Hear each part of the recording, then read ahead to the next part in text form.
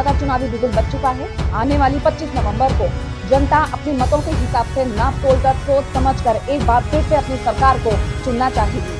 फिलहाल इस वक्त हम मौजूद हैं जिला टोंक की मालपुरा विधानसभा सीट पर और हमारे साथ मौजूद हैं भारतीय जनता पार्टी से कन्हैया लाल जी। आइए सीधी बात करते हैं सर से। मैं एक बात बोलना चाहूंगी, Kanhaiya Lal ji back to back 2 बार विधानसभा सीट से अपनी सीट जीत हासिल करते आ रहे हैं और इस बार भी भारतीय जनता पार्टी ने इन पर अपना भरोसा जताया है। सर बहुत बहुत स्वागत है आपका। 2 बार बैक टू बैक आपने किया, फिर से भारतीय जनता पार्टी ने आप पर भरोसा जताया। क्या लगता है कि आपको जनता जो है दोबारा से जीतने का मौका दे सकती है?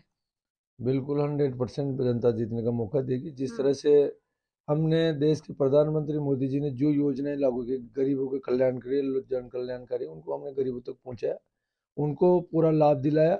और जिस तरह से अभी राजस्थान के अंदर 5 साल से जो भ्रष्टाचार से लेके, पेपर लीक से लेके इतना कुशासन दिया, उसकी वजह से 100% राजस्थान में नहीं, पूरे मालपुरा सब जगह पे भारतीय जनता पार्टी जीतेगी।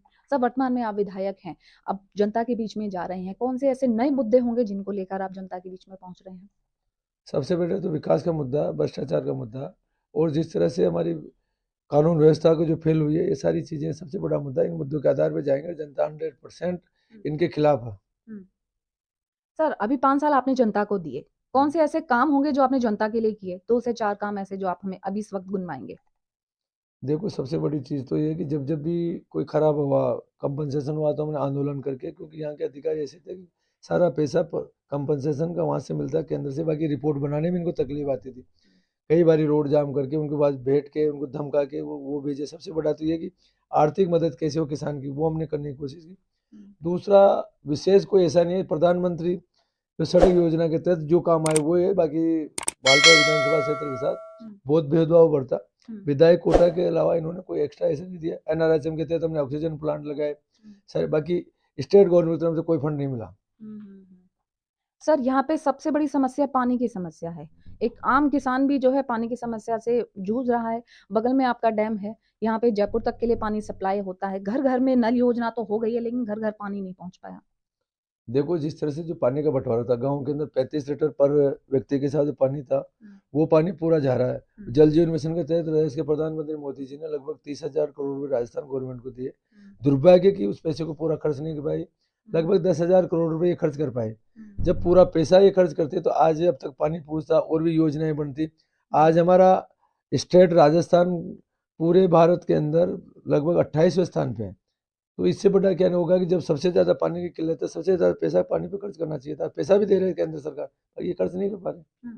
सर अपनी जनता के लिए आप क्या कुछ अहम मुद्दे उठाना चाहेंगे? ये तो हो गई आपके विधायकी वाली बात। अगर सत्ता वापसी होती है भारतीय जनता पार्टी, जैसे कि राजस्थान में हर बार सत्ता 5 साल बाद बदलती है, तो अगर भारतीय जनता पार्टी आती है तो कौन से ऐसे अहम मुद्दे होंगे जो ऊपर सेंट्रलाइज के तौर पर तुरंत ही उसको अमल में लिया जाएगा और जनता के लिए काम किया जाएगा? सबसे पहले तो जो हमारे देश के प्रधानमंत्री मोदी जी ने कहा था कि मैं ARCP eastern Rajasthan canal project को पूरा करूंगा, उसके तहत काली सिंध, पार्वती, चंबल और बनास को जोड़ेंगे। वो जुड़ने के बाद में राजस्थान में 13 जिलों में तो फायदा होगा। विशेषकर मेरे टोंक जिले में मालपुरा विधानसभा क्षेत्र के जो भी बांध है, जो पानी की वजह से खाली रहते हैं, एक तरह से डेड हो चुके हैं, उनके अंदर पानी डालने का काम करेंगे। और जो पानी की जो कमी है गाँव के अंदर 35 लीटर है, तो उसको बढ़ा के 70 लीटर कैसे मिले पूरा पानी, क्योंकि लोकल पानी हम लेते हैं तो उसमें कहीं ना कहीं फ्लोराइड है। हम चाहते हैं कि पूरा का पूरा पानी बिशनपुर से मिले। सबसे बड़ा मुद्दा ये। दूसरा सबसे बड़ा मुद्दा है कि जिले की, जैसे इन्होंने झूठी घोषणाएं की, बाकी हमारी सरकार आने के बाद में हम जिला बनाएंगे, गजट नोटिफिकेशन निकालेंगे, और उसको बनने के बाद में जो भी जिले लेवल पे जो भी सुविधा होती है, जो जो रिक्वायरमेंट होती है, जो जनता के लिए चाहिए, वो सारी सुविधा उपलब्ध डेवलप कराएंगे। इस बार आप दोबारा से मैदान में उतर रहे हैं, जनता का किस तरीके से रिस्पांस मिल रहा है? कौन से ऐसे नए वादे रिझाने के लिए कि जनता आपको दोबारा से चुने? सर जनता रिझाने का सबसे बड़ा तो ये है कि उनको चाहिए, जिस तरह से यूपी के अंदर योगी जी ने राज किया, वहाँ आम आदमी को कुछ नहीं चाहिए। उनको चाहिए उनके बच्चे सुरक्षित रहे, उनका माँ बेटे सुरक्षित रहे, और वो अच्छे शासन मिले, जिससे वो कमा कि पैसा कोई वैल्यू नहीं है। सबसे पहले उनकी आत्मरक्षा हो, उनकी जान की रक्षा हो। और जिस तरह से डेली कानून व्यवस्था बिगड़ी है, हत्याएं हो रही है, लूटपाट हो रही है, भ्रष्टाचार हो रहा है, तो जनता यहाँ बहुत त्राही त्राही मच रही है।